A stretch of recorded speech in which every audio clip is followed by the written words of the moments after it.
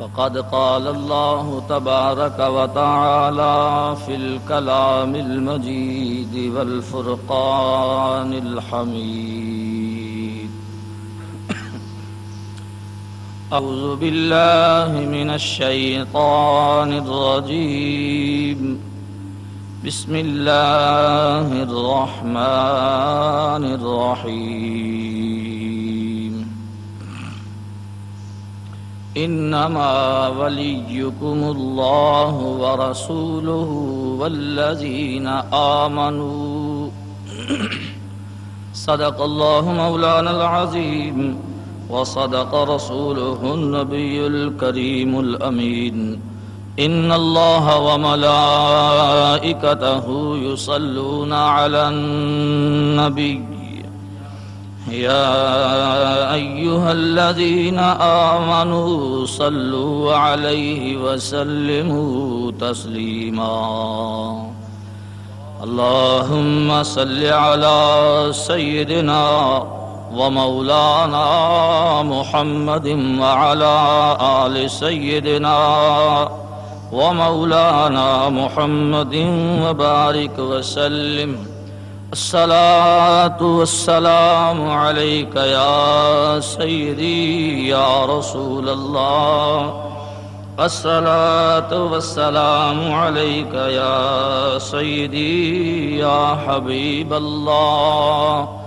الصلاة والسلام عليك يا سيدي يا نبي الله وعلى آلك وأصحابك يا سيدي يا نور الله. بندائے پروردگارم امت احمد نبی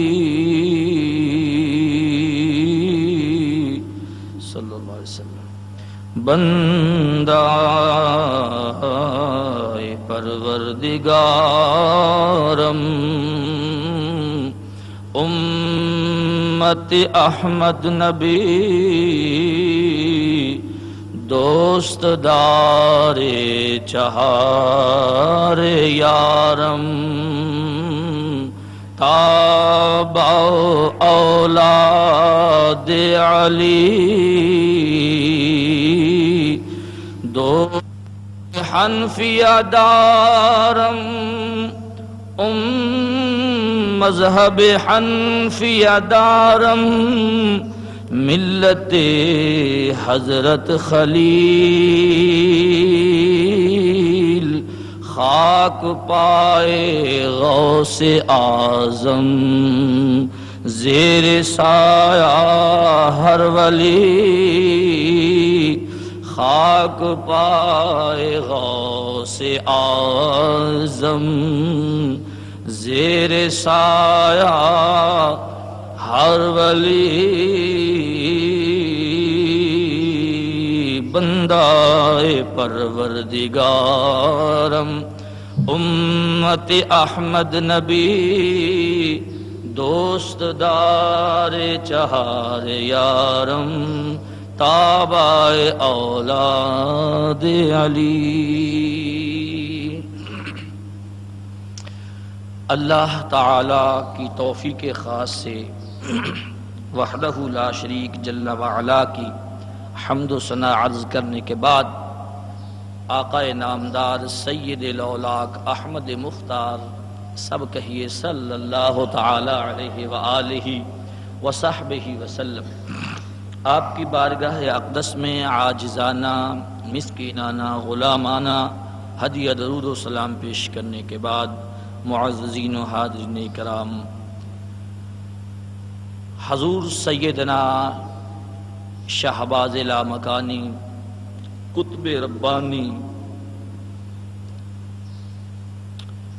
محبوب سبحانی حضور سیدنا شیخ عبد القادر جیلانی رضی اللہ تعالی عنہ، آپ کی ذات بابرکات کا تذکرہ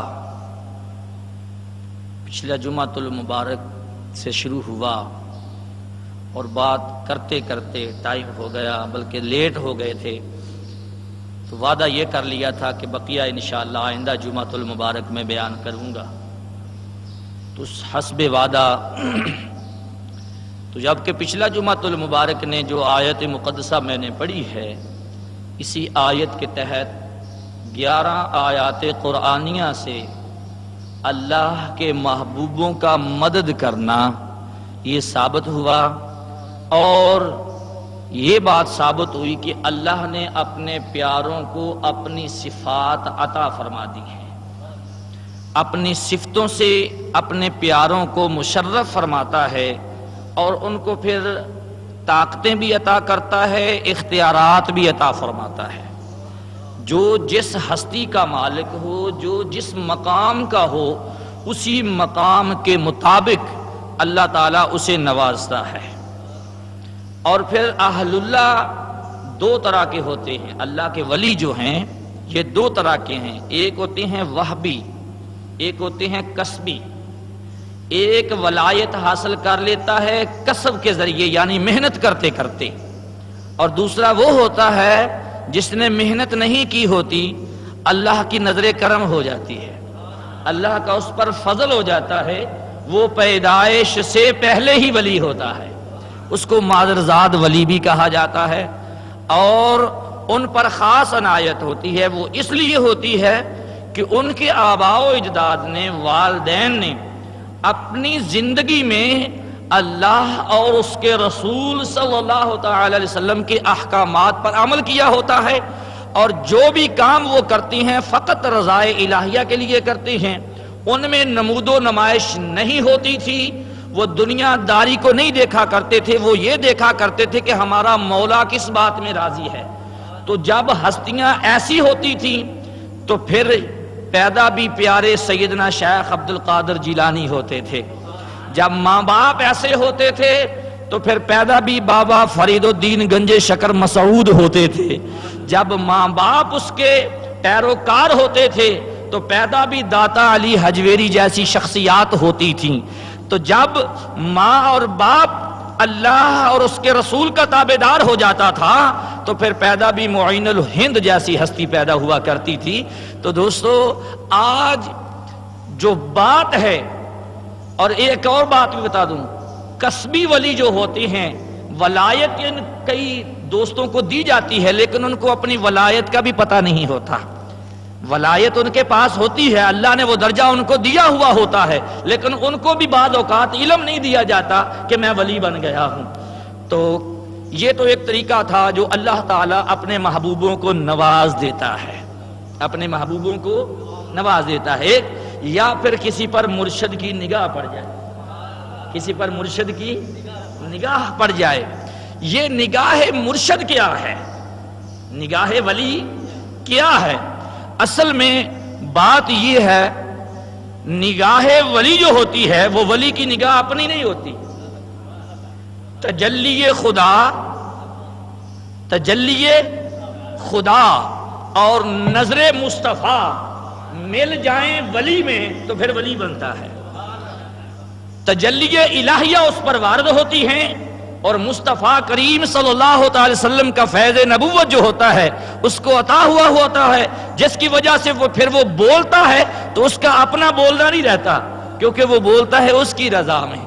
تو جب اس کی رضا میں بولتا ہے تو پھر وہ کہتا ہے ہو جا، ہو جا، جو اس نے کہہ دیا وہی ہو جا، وہی کچھ ہو جاتا ہے جو ولی کے منہ سے نکلتا ہے۔ یہ کیوں ہوتا ہے اس کی ایک چھوٹی سی مثال دیتا ہوں، پھر گفتگو آگے لے چلتے ہیں۔ مثال یہ ہے،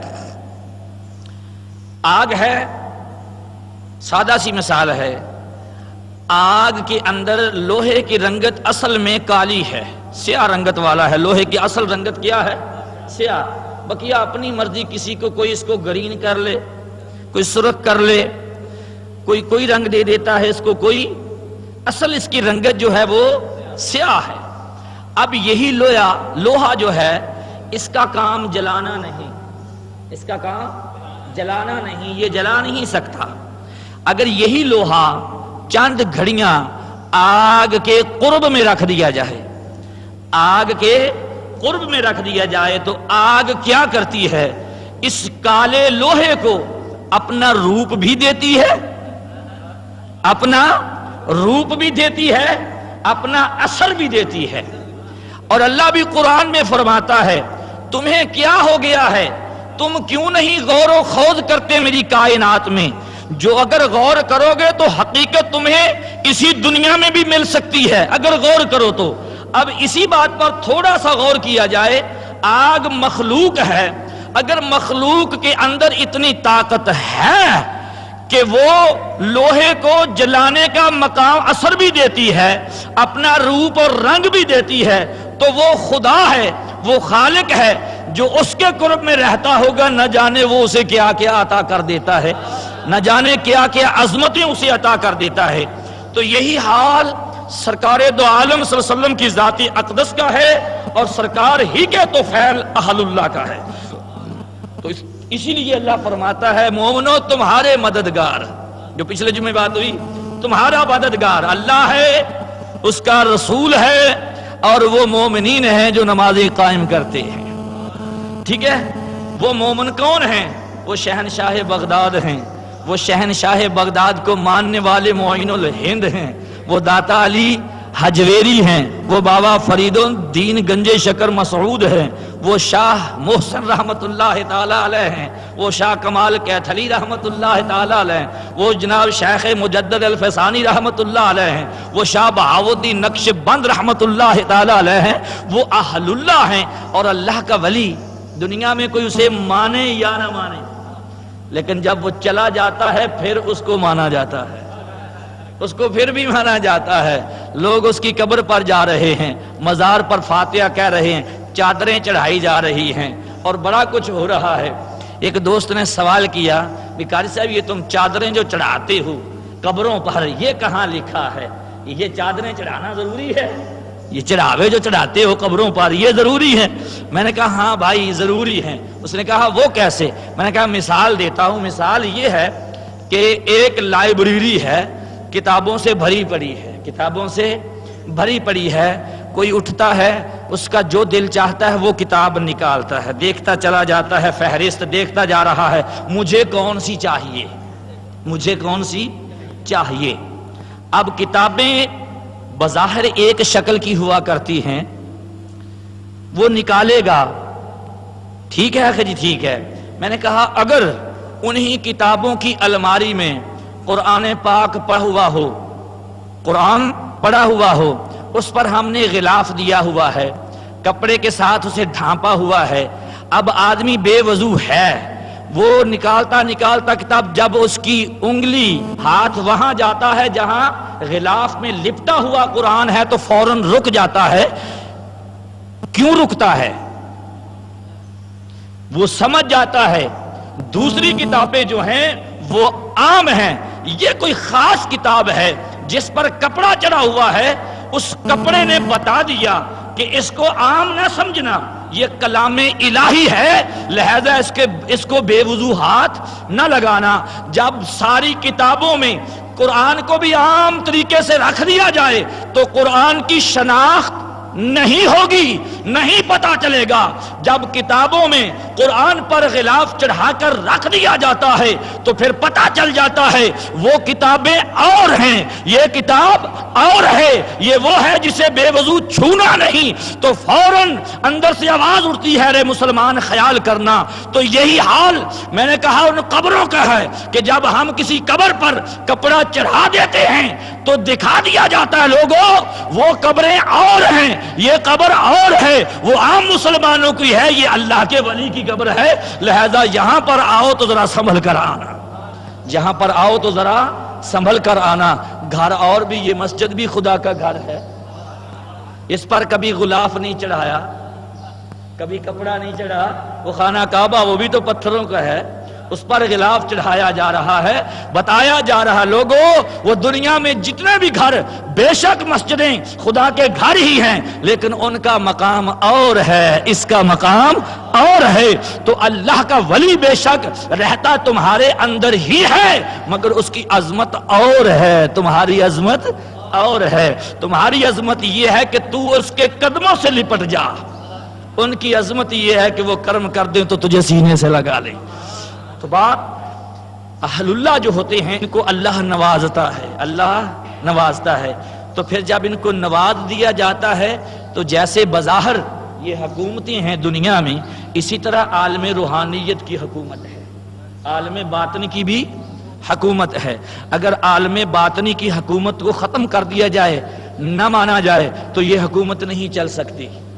یہ حکومتیں جو ہیں انہی حکومت کے تحت، کیوں کہ اللہ وحدہ لا شریک نے ساری کائنات کو بنایا، خالق ہے خود، خالق ہے خود، بنا کر پھر انتظام کوئی حصہ فرشتوں کے ذمہ داری میں دے دیا، کوئی کام فرشتوں کے سپرد کر دیا کہ فرشتوں تم نے یہ کرنا ہے، فرشتوں تمہاری ڈیوٹی یہ ہے، انبیاء کی ڈیوٹی وہ ہے، اہل اللہ اے میرے ولیو تمہاری ڈیوٹی یہ ہے۔ یہ عالم باطنی کا جتنا نظام ہے یہ اللہ کے ولیوں کے درمیان ہے، اور سرکار دو عالم کی حدیث مبارکہ بھی ہے، فرمایا قیامت تک 360 ولی پوری دنیا میں موجود رہیں گے۔ کتنے رہیں گے؟ 360 ولی پوری دنیا میں موجود رہیں گے، انہی کے ذریعے سے، انہی کی وجہ سے تم پر بارش ہوگی، انہی کی وجہ سے تم پر سورج طلوع کرے گا، انہی کی وجہ سے تم پر صحت کو تندرستی کی رحمت کا نزول ہوگا۔ اگر ان میں ایک چلا جائے گا تو دوسرے کی ڈیوٹی لگا دی جاتی ہے۔ یہ نظام باطنی ان کے سپرد ہے۔ یہی گفتگو کرتے کرتے ایک مرید اپنے پیر صاحب کے پاس دہلی کا واقعہ ہے، یہ پاک و ہند کا بھی جھگڑا نہ تھا، پاکستان نہ بنا تھا، یہ سب ہندوستان ہی تھا۔ تو مرید آیا، کہنے لگا حضور میں نے یہ علماء سے سنا ہے، یہ کیا کہاں تک بات درست ہے؟ آپ تو روحانیت کے شہباز ہیں، ہمیں بتلا دیجئے۔ وہ کہنے لگے یہ بات ٹھیک ہے، سچ ہے۔ اس نے عرض کیا حضور پھر آج کل ہمارے دہلی میں بڑی قتل و غارت ہو رہی ہے، بڑا دنگا فساد ہو رہا ہے، بڑی بڑی گناہوں کی سبیلیں لگ گئی ہیں، ہر طرف دنگا فساد گناہ اور برائی کا عروج ہے۔ آپ کہتے ہیں اللہ کے ولی کے ہاتھ میں یہ کام ہے، تو وہ کیوں نہیں روکتے؟ وہ کیوں نہیں روکتے؟ تو وہ فرمانے لگے وہ بڑا رحیم ہے، وہ جس کے ہاتھ میں آج کل یہاں کی حکومت، وہ بڑا رحیم ہے، بڑا شفیق ہے۔ وہ کہتا ہے چھوڑ، لگے رہنے دے، علماء دن رات سمجھا رہے ہیں، جنہوں نے سمجھنا ہے وہ سمجھ لیں گے، لگے رہیں۔ وہ اپنے یار کو راضی کرنے میں لگے رہتے ہیں، ان کی لو تو ادھر لگی ہوئی ہوتی ہے۔ وہ کہتے ہیں اس کی ڈیوٹی، اس نے کہا حضور میں اسے دیکھنا چاہتا ہوں۔ تو فرمانے لگے جاؤ پھر فلاں بازار میں چلے جاؤ، وہاں پر ایک آدمی خربوزے بیچ رہا ہوگا۔ کیا بیچ رہا ہے؟ خربوزے۔ ہم نے کہا شاید جبے کبے میں ہی ولی ہوا کرتے ہیں، یہی وجہ ہے۔ ہم نے سمجھا شاید کوئی اعلیٰ مسند پر بیٹھا ہوا ہو وہی ولی ہوگا، نہ ہو سکتا ہے یہیں پر کوئی ایسا ولی بیٹھا ہوا ہو جس کی وجہ سے ہماری بھی سنوائی ہو جائے، کیونکہ ولی کی معرفت مشکل ہے، ولی کی معرفت بہت مشکل ہے۔ اللہ اکبر۔ تو اس نے کہا حضور میں زیارت کرنی چاہتا ہوں۔ فرمایا جاؤ جا کر دیکھ لو، وہ بڑا رحیم ہے، بہت رحم دل ہے، وہ کسی کو کچھ نہیں کہتا، اس کی طبیعت ہی ایسی بنا دی ہے۔ ایک آدمی نے کہا، یہاں پر اعتراض کیا کہ جب ان کی ڈیوٹی ہے قاضی صاحب پھر وہ گناہ گاروں کو کیوں نہیں سیدھا کرتے؟ کیوں نہیں سیدھا کرتے؟ یہاں سے پتا چلا یہ ولیوں کا تم لوگوں نے ڈھونگ رچایا ہوئی ہے، کوئی نہیں، ولی کے پاس کوئی طاقت نہیں، وہ کچھ نہیں کر سکتا۔ میں نے کہا اچھا یار یہ تو ولی کی بات ہے، وہ خدا ان کو سیدھا کیوں نہیں کرتا؟ تو ولیوں کی بات کرتا ہے، یہی بات خدا پر کر لیتے ہیں، خدا ان کو سیدھا کیوں نہیں کرتا؟ وہیں پر چپ ہو جاتی ہے۔ یہ معاملات ہوتے ہیں جو اس کی منشا کے مطابق، یہ اس کا کھیل ہے، اس کا کھیل ہے، بس جسے اس نے چاہنا ہے اسے اپنی طرف بلا لینا ہے، جسے چاہنا ہے اوپر سے نیچے تو پہلے ہی پھینک دیا ہے نا، یہ درمیان میں اعلیٰ علیین اوپر ہے، اسفل السافلین نیچے ہے، جسے پھینکنا اسے یہیں سے اور نیچے جانے دینا ہے، اور جسے اٹھانا ہے یہاں سے اوپر لے جانا ہے۔ اب وہ آدمی گیا، جا کر کہنے لگا بابا مجھے ایک خربوزہ دو۔ اس نے بزرگوں نے خربوزہ کاٹ کر دیا، ایک کتری لی، ایک لقمہ لیا، اور سارا خربوزہ پھینک دیا۔ رے بابا تو کیسا مال لے کر بیٹھا ہو، سارے یہ تو کڑوا ہے، یہ تو کڑوا ہے۔ اس نے کہا اچھا بیٹا اسے رکھ دے، یہ اور لے لے۔ وہ لیا، وہ بھی کڑوا، بابا یہ بھی کڑوا ہے۔ اس نے کہا اچھا یار اسے بھی رکھ دے، یہ اور لے لے، یہ اور لے لے میں ساری ریڑھی کا ستیہ ناش کر دیا اس نے۔ بزرگ نے کہا اچھا بیٹا آج تجھے پسند مال نہیں آیا، چلو کوئی بات نہیں، کل آ جانا پھر اور دیکھ لینا۔ یہ واپس ہاتھ باندھ کر کہنے لگا حضور مجھے معافی دے دینا۔ فرمایا خاموش رہ، تیرے پیر کی وجہ سے میں خاموش ہوں، پردہ چاک نہ کر دینا، جا چلا جا جہاں سے آیا ہے، یا چلا جا جہاں سے آیا ہے۔ خاموشی سے چلا گیا سرکار کی بارگاہ میں۔ حضور واقعہ وہ تو بڑا رحیم، جو اپنا نقصان برداشت کر لیتا ہے وہ اوروں کو کیا کہے گا۔ کچھ وقت گزرا، پکڑ لو پکڑ لو، ادھر پکڑے جا رہے ہیں چور، ادھر سے ہاتھ کاٹے جا رہے ہیں، کوئی ادھر سے پکڑا جا رہا ہے، کوئی پھانسی، پکڑ لو ہو گئی۔ تو مرید پھر آ گیا حضور اب کیا ہوا؟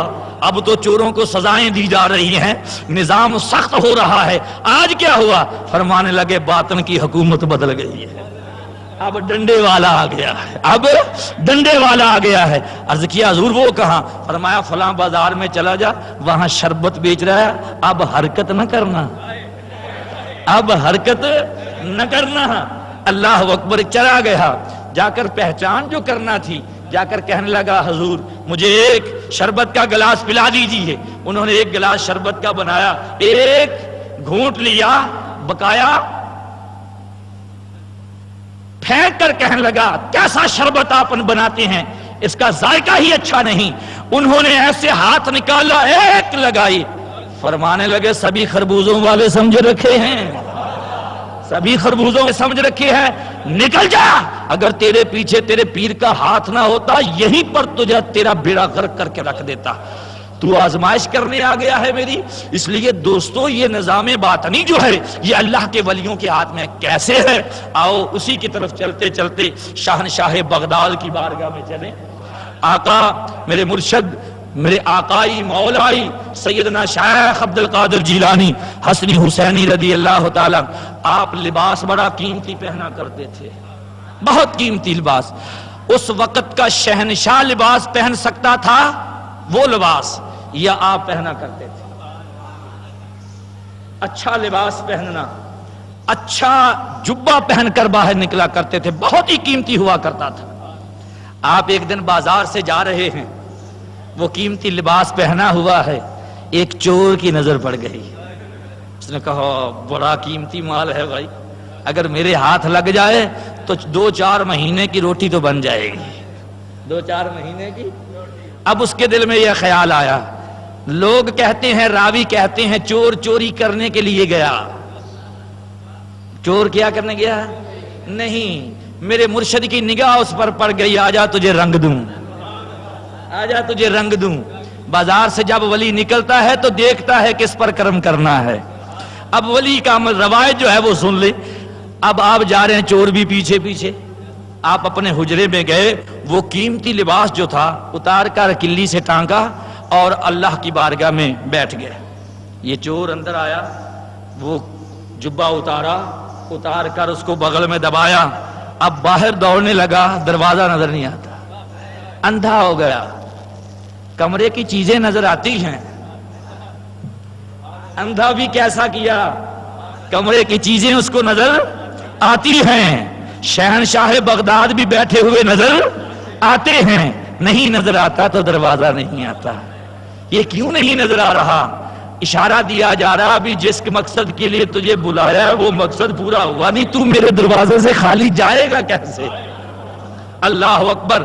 اب بڑی دیر ہو گئی، رات پڑ گئی، تو کیا ہوا؟ دروازے پر دستک ہوئی۔ جب دروازے پر دستک ہوئی تو شہنشاہ بغداد نے فرمایا من انتا، کون ہے؟ آگے سے جواب آیا انا خضر علیہ السلام، میں خضر ہوں۔ ادھر جب اس نے دستک سنی، یہ کونے میں صفیں پڑی ہوئی تھیں، ان صفوں میں چھپ گیا، چور صفوں میں چھپ گیا۔ جب چھپا تو شہنشاہ بغداد نے فرمایا دروازہ تو کھلا ہے، اندر آ جائیے۔ حضرت خضر علیہ السلام اندر تشریف لائے، تو آ کر سلام و دعا کے بعد کہنے لگے حضور فلاں علاقے کا ابدال فوت ہو گیا ہے، اس علاقے کے لیے ابدال چاہیے، اس علاقے کے لیے ابدال چاہیے۔ جیسے ہمارے تھانے کا نظام ہے، انسپیکٹر کے ہاتھ میں ہے یا اس سے بڑا ڈی ایس پی ہے اس کے ہاتھ میں، اللہ نہ کرے آخر سبھی نے جانا ہے، وہ حکم والا ہے جو ہے وہ مسند والا فوت ہو جائے تو فوراً محکمہ اوپر رپورٹ کرتا ہے کہ ہمارے تھانے کا انچارج جو ہے وہ فوت ہو گیا، لہذا جلدی ہمیں انچارج دیجیے۔ ایسے ہی ہوتا ہے تمام محکموں میں۔ اب یہ محکمہ جو ہے ولایت کا، اب سرکار خضر نے عرض کیا حضور وہاں کا ابدال فوت ہو گیا ہے تو کوئی دیں۔ آپ نے فرمایا یار آج تو رات کافی ہو گئی ہے، صبح کو انتظام کر دیں گے۔ تو خضر علیہ السلام نے کیا قرض کیا، اگر صبح تک وہ علاقہ غرق ہو گیا تو ذمہ دار کون ہے؟ صبح تک وہ علاقہ غرق ہو گیا تو ذمہ دار کون ہے؟ جب یہ بات ہوئی تو آپ مسکرا اچھا فرمان لگے اتنی جلدی ہے، اتنی جلدی ہے؟ ہاں اتنی جلدی ہے۔ فرمایا وہ صفوں میں چھپا ہوا ہے ایک ابدال، اسے ہی لے جا۔ ہائے ہائے ہائے وہ اللہ یا رسول اللہ۔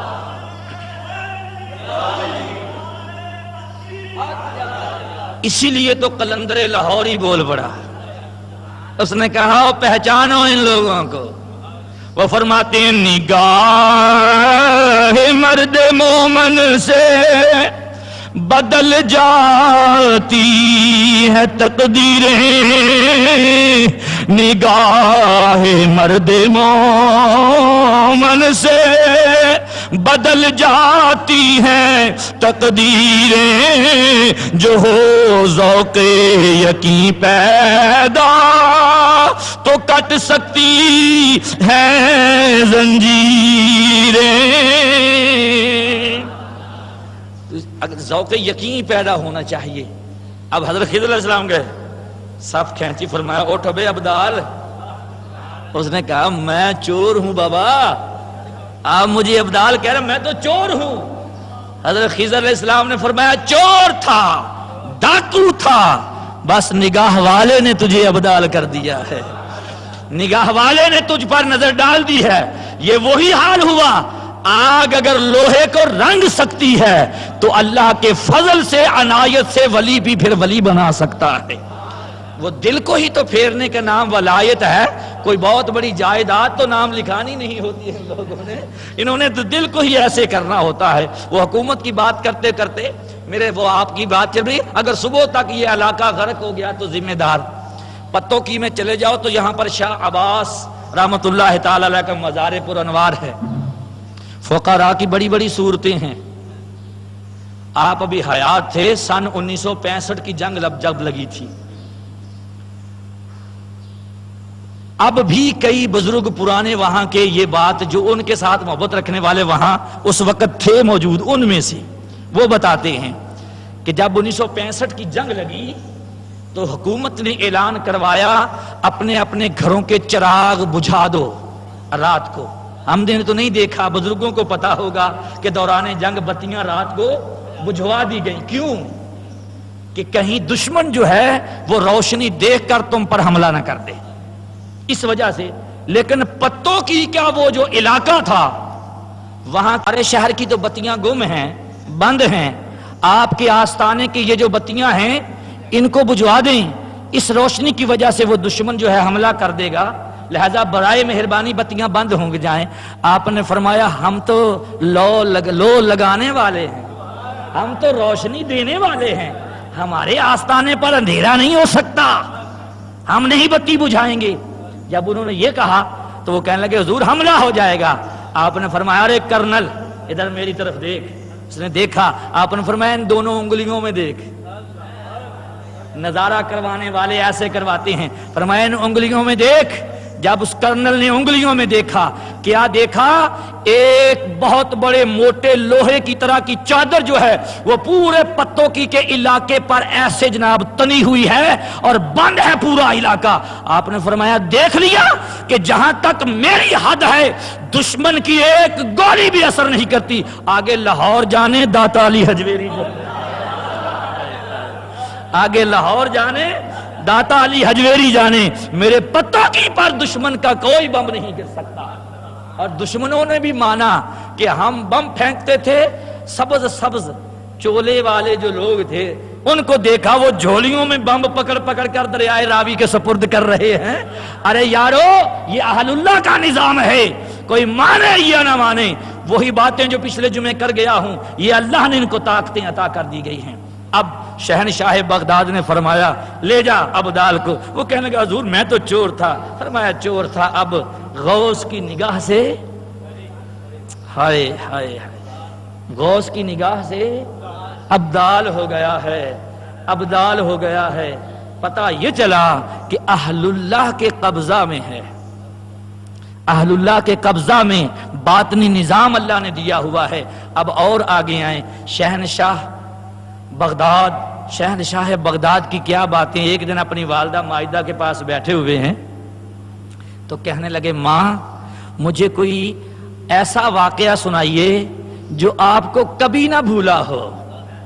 اپنی زندگی کا کوئی ایسا واقعہ سنائیے جو کبھی بھی آپ کو نہ بھولا ہو. تو آپ نے فرمایا اچھا بیٹے ایک واقعہ سناتی ہوں جو کبھی بھی مجھے نہیں بھولا. فرمانے لگے وہ کون سا؟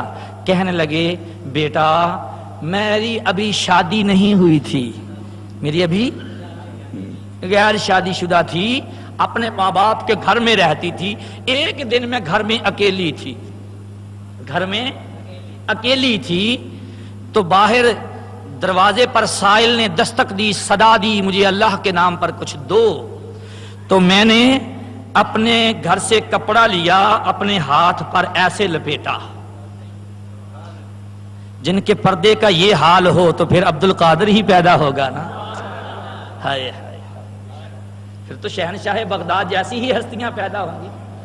آج اللہ اعلی اعظم باللہ بازار جانے کو دل نہیں کرتا, مجبوری سے جب جاتے ہیں تو شرم سے پانی پانی ہو جاتا ہے مومن, شرم و حیا سے.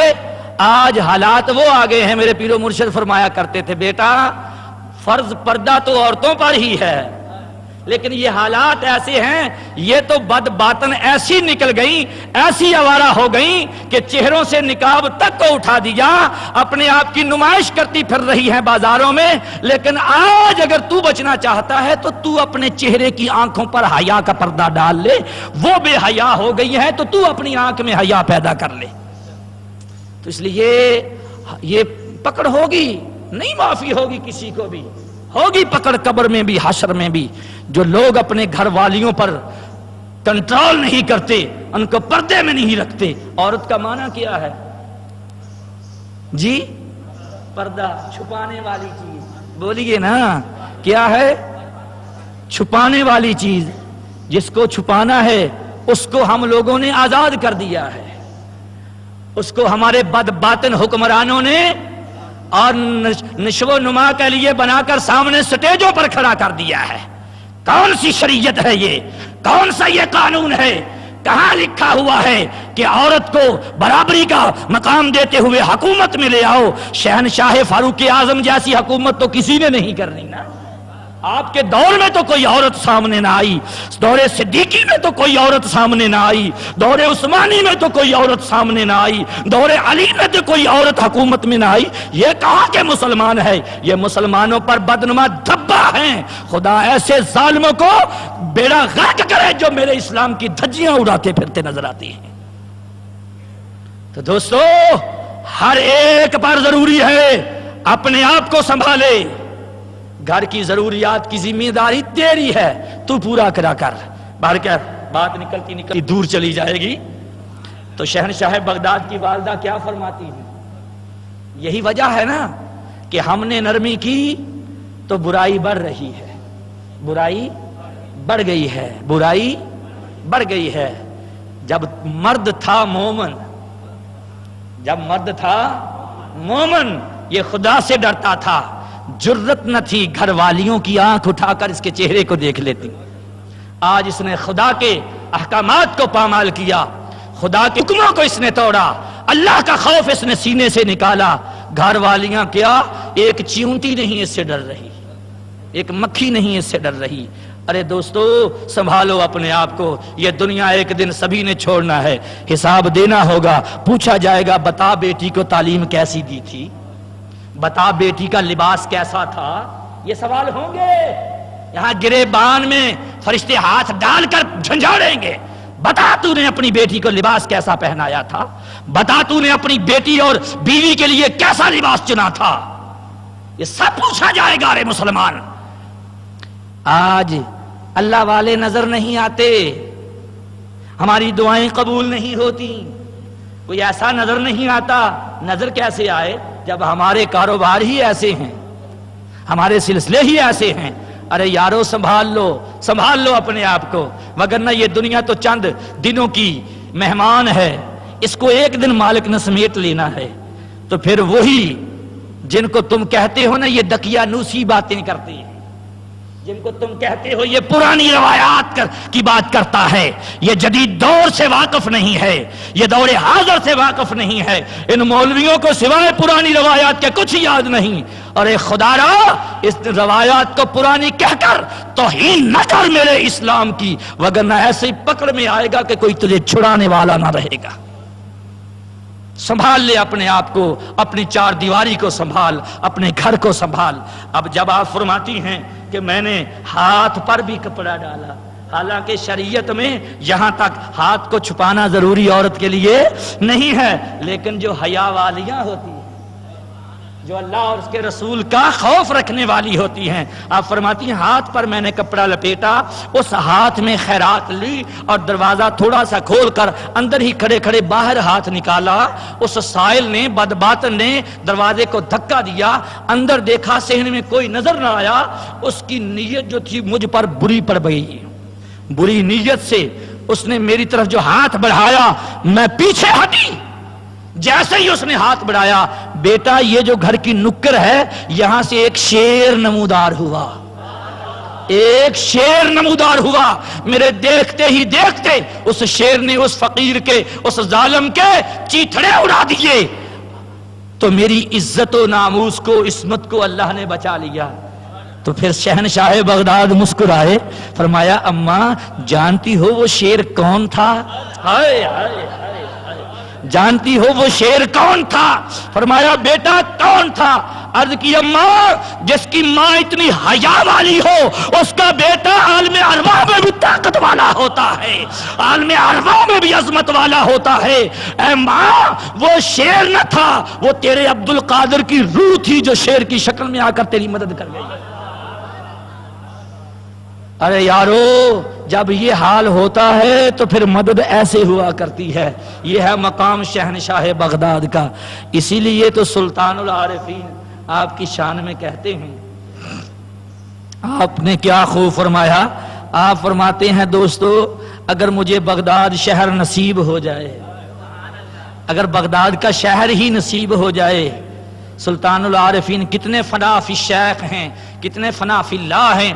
آئیے سنیے، فنا فی اللہ کا مقام فنا فی الشیخ کے بغیر نہیں ملتا، پہلے مرشد پر فنا ہونا پڑتا ہے، جب مرشد کی ذات میں بندہ گم ہوتا ہے پھر روحانیت کا دروازہ کھلتا ہے۔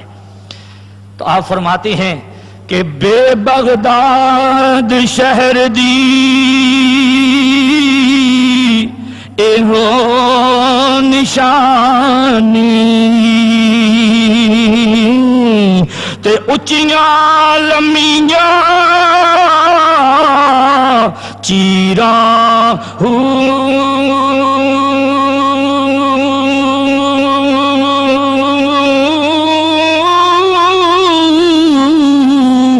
تے تن میرا پرزے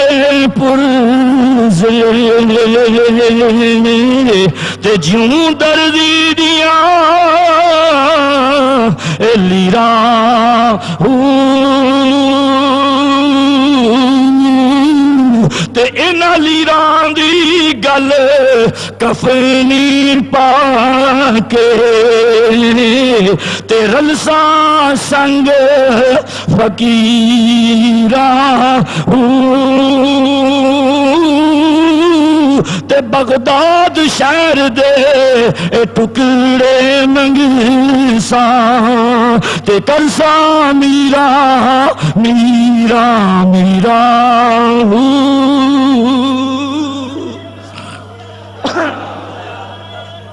یا غوثہ. تو اس لیے پہلے فنا ہونا پڑتا ہے مرشد کی بارگاہ میں، پھر یہ مقامات ملتے ہیں. اللہ اللہ. تو ایک وقت ہے، ایک مرید اسی دور کے حضور شہنشاہ بغداد کے وہ خلیفہ تھے، ان کے آگے مرید تھے. وہ مرید تاجر تھا، سمندر پار چلا جاتا تھا تجارت کرنے کے لیے. بڑی بڑی دور ملکوں تک اپنی تجارت کا حلقہ اس نے وسیع کیا ہوا ہوتا تھا. آیا مرشد کی بارگاہ میں، کہنے لگا حضور میں اس دفعہ کچھ تجارت کے سلسلے میں جا رہا ہوں، میری مدد فرمائیے، جاؤں یا نہ جاؤں. پہلے لوگوں کے عقائد کیا تھے ان سے پوچھا کرتے تھے. اس کی وجہ کہ اللہ نے فرمایا فَاسْأَلُوا أَهْلُ الذِّكْرِ، قرآن میں ہے فَاسْأَلُوا أَهْلُ الذِّكْرِ، جو تم نہیں جانتے اہل ذکر سے پوچھ لیا کرو، اہل ذکر سے پوچھ لیا کرو. تو اللہ کہتا ہے ان سے پوچھا کرو ہر معاملات میں، جس کو راہبر مناتے ہو اس کی ہر بات مانا بھی کرو اور اس سے پوچھ لیا کرو. اب کیا ہوا؟ وہ کہنے لگے حضور مجھے اجازت عنایت فرمائیے اور دعا بھی کیجئے. تو اس اللہ کے ولی نے آنکھیں بند کی، پھر فرمایا بیٹا نہ جا، بیٹا نہ جا. وہ کہنے لگا حضور کیوں نہ جاؤں؟ کہنے لگے اس دفعہ تجھے راستے میں بہت بڑا نقصان بھی ہوگا اور تیری جان جانے کا بھی خطرہ ہے، نہ جا، منسوخ کر دے اپنا یہ دورہ. وہاں تو وہ خاموش رہا، لیکن شہنشاہ بغداد یاد آ گئے. وہاں سے اٹھا سیدنا شیخ عبد القادر جیلانی کی بارگاہ میں آ گیا. کہنے لگا حضور میں آپ کا حبدار ہوں، محبت کرنے والا ہوں، اور آپ کے لنگر میں اپنی توفیق کے خاص حصہ بھی ملاتا رہتا ہوں اور آپ قبول بھی فرماتے ہیں.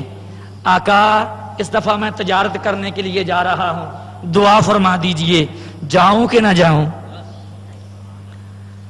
آپ نے آنکھیں بند کی، فرمایا بیٹا جاؤ، نفع بھی بڑا ہوگا تو بالکل صحیح سلامت گھر بھی واپس آ جائے گا، صحیح سلامت گھر بھی واپس آ جائے گا. اب وہ اپنے پیر کے پاس نہیں گیا، بد ظن بھی نہیں ہوا. توجہ رکھنی بات جو کرنے لگا ہوں. وہ آدمی چلا گیا تجارت پر، تجارت سے واپس لوٹا، بڑا منافع ملا. منافع لینے کے بعد جب گھر پہنچا، اس نے جو تحفے وہاں سے خریدے تھے شہنشاہ بغداد کے لیے اور اپنے پیر و مرشد کے لیے، وہ تحائف لے کر پہلے شہنشاہ بغداد کی بارگاہ میں حاضر ہوا. تحائف پیش کیے، سلام عرض کیا حضور آپ کی دعا سے میں واپس آ گیا ہوں. آپ مسکرا پڑے، اچھا اچھا اللہ قبول فرمائے، جاؤ. چلا گیا. اب تحائف لے کر اپنے پیر صاحب کے پاس چلا گیا. جا کر تحائف آپ نے فرمایا یہ کہاں سے؟ کہنے لگا حضور میں تجارت پر گیا تھا، وہاں سے آپ کے لیے خریدے تھے. آپ تو فرماتے تھے تو مارا بھی جائے گا، لٹایا تیرا مال بھی لٹ جائے گا. دیکھو میں تو صحیح سالم آ گیا ہوں. آپ کے چہرے پر مسکراہٹ آ گئی، ولی کے چہرے پر مسکراہٹ آ گئی. فرمایا جو میں نے کہا تھا ہوا تیرے ساتھ وہی ہے، لیکن عبد القادر نے بچا لیا ہے، شہنشاہ بغداد نے بچا لیا. سرکار وہ کیسے؟ فرمایا فلاں جنگل میں جب تیرا قافلہ پہنچا تھا، حضور پہنچا تھا، اس جنگل میں جب تم دوپہر کو آرام کرنے کے لیے سوئے تھے تو خواب آئی تھی تجھے؟ عرض کیا حضور آئی تھی. خواب میں ڈاکوؤں نے حملہ کیا تھا؟ حضور کیا تھا. ڈاکوؤں نے تجھے مار بھی دیا تھا، سب کچھ لوٹ لیا تھا؟ حضور انہوں نے سب کچھ لوٹ بھی لیا، مجھے مار بھی دیا تھا، لیکن میری آنکھ کھلی. فرمایا حقیقت میں تیرے ساتھ یہی ہونے والا تھا، تو ادھر چلا گیا. عبد القادر جیلانی مصلی پر سجدے میں گر گئے تھے. میرے مالک یہ مجھ پر بھروسہ کر کے جا رہا ہے، جو ظاہر میں ہونے والا ہے اس کے خواب کے ذریعے سے لوٹا دے. تو دعائے شہنشاہ جیلانی کی وجہ سے واپس آیا ہے. اللہ اکبر. یہ تھا مقام و مرتبہ حضور شہنشاہ بغداد کا. اگر وہ کام اللہ سے ہو تو قدرت، نبی سے ہو تو معجزہ، ولی سے ہو تو کرامت. اللہ پھونک مارے تو انسان بنا دے. وَنَفَخْتُ فِيهِ مِن رُوحِي، خدا پھونک مارے تو آدم علیہ السلام کو جلا بخش دے. جبرائیل پھونک مارے تو عیسیٰ علیہ السلام بنا دے، اور حضرت عیسیٰ علیہ السلام پھونک ماریں تو مردوں کو زندگی بخش دیں، میرے مصطفیٰ کریم پھونک ماریں تو جابر کے بیٹوں کو زندہ کر دیں، عبد القادر جیلانی پھونک ماریں مرغی کو بھی زندہ کر دیں، ساتھ ساتھ قبر پرانی سے بھی مردے کو کھڑا کر دیں۔ وہ اس کی قدرت، نبی سے ہو تو معجزہ، ولی سے ہو تو کرامت۔ یہ اللہ کا سلسلہ ہے جو وحدہ لا شریک نے چلا رکھا ہے، قیامت تک چلتا رہے گا، اور یہ نشانیاں ہیں رب کی جو دنیا میں ہیں۔ اب آئیے، حضرت عیسیٰ علیہ السلام نے مردوں کو زندہ کیا، قرآن کہتا ہے یا نہیں کہتا؟ قرآن برملا فرما رہا ہے، وہ پھونک مارتے تھے تو مردوں کو زندہ کر دیا کرتے تھے، مردوں کو زندہ کر دیا کرتے تھے۔ تو ادھر کیا ہوا؟ شہنشاہ بغداد رضی اللہ تعالیٰ عنہ، آپ جا رہے ہیں، مسلمان اور عیسائی جھگڑ رہے ہیں۔ عیسائی کہتا ہے ہمارے عیسیٰ علیہ السلام کی شان زیادہ ہے کہ وہ مردے زندہ کیا کرتے تھے، مسلمان کہنے لگا ہمارے آقا کی شان زندہ ہے کہ وہ تمہارے عیسیٰ کے بھی نبی تھے، وہ تمہارے عیسیٰ کے بھی نبی تھے۔ جب یہ باتیں طول پکڑ گئیں تو شہنشاہ بغداد بھی آ گئے۔ مسلمان نے جب پیران پیر کو دیکھا، عرض کیا حضور یہ نہیں مجھے ٹکنے دیتا، میری نہیں مانتا، اپنی منواتا ہے۔ فرمایا کیا کہتا ہے؟ حضور یہ کہتا ہے کہ عیسیٰ علیہ السلام کی شان زیادہ ہے، تمہارے نبی کی شان کم ہے، کیونکہ ہمارے عیسیٰ زندہ کرتے تھے مردوں کو، یہ تمہارا قرآن بھی کہتا ہے۔ آپ نے فرمایا زیادتی مقام کے لیے مردہ زندہ کرنا ضروری ہے؟ اعلیٰ شان کے لیے مردوں کو زندہ کرنا ضروری ہے؟ جو مردے زندہ کر دے وہ اعلیٰ شان والا ہے؟ عیسائی کہنے لگا حضور بالکل ایسے۔ آپ نے فرمایا میں نبی نہیں ہوں، میں نبی نہیں ہوں، مگر نبی کے غلاموں کا غلام ہوں۔ اگر میں مردہ زندہ کر دوں پھر تو مانے گا میرے نبی کی عظمت کو، پھر تو میرے مصطفیٰ کی عظمت کو مانے گا۔ کہنے لگا حضور اگر یہ ہو جائے تو پھر کیا؟ آپ نے فرمایا چل لے چل کے کون سی قبر دکھانا چاہتا ہے؟ وہ بڑی پرانی اپنے ہوش سے بھی کہلے کی قبر پر چلا گیا، کہنے لگا اسے اٹھا دو۔ آپ نے فرمایا تیرا نبی عیسیٰ علیہ السلام کیا کہا کرتا تھا مردے کو زندہ کرنے کے لیے؟ کہنے لگا وہ فرمایا کرتے تھے قم باذن اللہ، اٹھ اللہ کے حکم سے۔ آپ نے اٹھ، توجہ ہے، قم باذن اللہ، اٹھ اللہ کے حکم سے۔ تو فرمانے لگے اچھا، آپ نے اس قبر کو ٹھوکر ماری پاؤں کی، فرمایا قم باذنی، ہائے ہائے ہائے، قم باذنی، اٹھ میرے حکم سے، اٹھ میرے حکم سے۔ جب آپ نے یہ فرمایا قبر پھٹی، مردہ باہر آ گیا، قبر پھٹی مردہ باہر آ گیا۔ آپ نے فرمایا بتا، تو کچھ لوگ یہ نہ سمجھ لیں کہ شاید عبد القادر جیلانی کی شان جو ہے وہ عیسیٰ سے بھی بڑھ گئی، نہیں، یہ شان کی بات نہیں، یہ مرتبہ آپ نے دکھایا ہے اس جلال میں آ کر اپنے آقا کی شان کو بتانے کے لیے۔ فرمایا میں نہیں بولتا، میری زبان پر میرا خدا بولتا ہے۔ تو عیسیٰ کے معجزوں نے مردے جلا دیے ہیں، عیسیٰ کے معجزوں نے مردے جلا دیے ہیں، احمد کے معجزوں نے کئی عیسیٰ بنا دیے ہیں۔ سرکار دو عالم کے معجزوں تو عیسیٰ پہ عیسیٰ جیسی ہستیاں پیدا فرما دی۔ اللہ اکبر اللہ۔ اس لیے تو میرے آقا علیہ السلام فرماتے ہیں میری امت کے علماء اہل اللہ جو ہیں وہ بنی اسرائیل کے نبیوں جیسے ہیں، وہ بنی اسرائیل کے نبیوں جیسی ہیں میری امت کی علماء۔ اللہ اکبر، اللہ کرے ایسے علماء کی نسبت ہمیں مل جائے جن کی ظاہری آنکھ بھی کھلی ہوئی ہو، باطنی آنکھ بھی کھلی ہوئی ہو۔ تو پھر شہنشاہ بغداد رضی اللہ تعالیٰ عنہ، میں ایک بات کرتا کرتا کر گیا کہ سرکار دو عالم صلی اللہ علیہ وسلم نے جابر کے بیٹوں کو زندہ کر دیا، جابر کے بیٹوں کو زندہ کر دیا۔ وہ کیسے ہو گیا؟ آئیے، یہی فیض ہے بغداد کی طرف، مدینہ کا یہی فیض بغداد کی جانب آیا۔ سرکار دو عالم کا فیض شہنشاہ بغداد کو ملا، جس پر نظر چلی جاتی اسے کیمیا فرما دیتے، جس پر نظر ہو جاتی اسے ہی سب کچھ عنایت فرما دیتے۔ تو حضرت جابر جو تھے، آپ گئے، دیکھا کہ سرکار دو عالم اپنے صحابہ کے ساتھ کھڑے ہیں اور صحابی کہہ رہے ہیں یا رسول اللہ بھوک سے ہم نے ڈھال ہیں، دیکھیے ہم نے تو اپنے پیٹوں پر پتھر باندھ رکھے ہیں۔ تو تو میرے مصطفیٰ نے قمیض اٹھائی، فرمایا دیکھو میں نے تو 2 باندھ رکھے ہیں۔ یہاں سے یہ بھی نہ سمجھ لینا کہ سرکار بھوک کی وجہ سے پتھر باندھ کر کھڑے تھے، نانا آپ کو پتا تھا غلام یہ اعتراض کریں گے، عرض کریں گے تو میں ان کو حوصلہ دے دوں گا، تم نے 1 باندھا میں نے 2 باندھے ہوئے ہیں، گھبراؤ نہیں، گھبراؤ نہیں۔ یہ حوصلہ دینا تھا مصطفیٰ کا پتھر باندھنا۔ اللہ اکبر۔ مصطفیٰ کو بھوک نہیں ستایا کرتی تھی، بھوک تو خود التجا کرتی تھی، آقا مجھے بھی آنے دو۔ کھانا التجائیں کرتا تھا، آقا مجھے بھی پسند فرما لو۔ لقمے ہاتھ باندھ کر کھڑے ہوتے تھے مصطفیٰ، ہمیں بھی پسند فرما لیجئے۔ اللہ اکبر۔ جب جابر نے یہ حال دیکھا دوڑے دوڑے گھر گئے، بیوی سے پوچھا کوئی آٹا پڑا ہے؟ اس نے کہا تھوڑا سا آٹا ہے، کوئی کھانے کے لیے اور کوئی چیز نہیں ہے، بس آٹا ہی ہے۔ ایک بکری کا بچہ نظر آیا، کہنے لگا اچھا میں اسے ذبح کرتا ہوں، بنا کر دیتا ہوں، تو بنا اور میں سرکار کو دعوت دے کر آتا ہوں۔ اب کیا ہوا؟ بکری کو ذبح کیا، اس بچے کو گوشت بنا دیا، گھر دے گیا۔ تو پیچھے کیا ہوا؟ یہ سرکار کی بارگاہ میں جابر کے 2 بیٹے تھے، بڑے نے چھری پکڑی، چھوٹے کو چھت پر لے گیا، کہنے لگے آج ایسے ابو نے بکری کو ذبح کیا، میں تجھے ذبح کرتا ہوں۔ اس نے لٹایا، چھری چلا دی، چھری چل گئی، چھوٹا بھائی جو ہے وہ شہید ہو گیا۔ اب دوسرے نے چھوٹے کا خون دیکھا، گھبرا کر دوڑا، چھت سے نیچے گرا، یہ بھی فوت ہو گیا۔ دونوں اللہ کو پیارے ہو گئے۔ لیکن بیوی کیسی محبت والی تھی، ان کی بچوں کی ماں، انہوں نے دونوں لاشوں کو لیا، آنکھوں سے آنسو بھی نہ آنے دیے، دوسرے کمرے میں لٹا کر چادر اڑا دی اور چہرے پر پھر ہنسی ہنسی خوشی خوشی وہ کام کرنے لگ گئی کہ کہیں سرکار آئیں تو اس گھر میں صف ماتم بچھی ہو، سرکار آئیں صف ماتم ہو، نہیں یہ نہیں ہونا چاہیے۔ بس جابر رضی اللہ تعالیٰ عنہ گئے، عرض کیا سرکار آپ تشریف آئیں، چند صحابی ساتھ لے آئیں، 2 4 یا 5، کھانا ہمارے گھر میں کھا لیجئے۔ آپ نے فرمایا اچھا چلو۔ فرمایا بلال، عرض کی آقا حکم، فرمایا اعلان کر دو سبھی صحابہ کو کہ آج جابر کے گھر میں سبھی کی دعوت ہے، سبھی کی دعوت ہے۔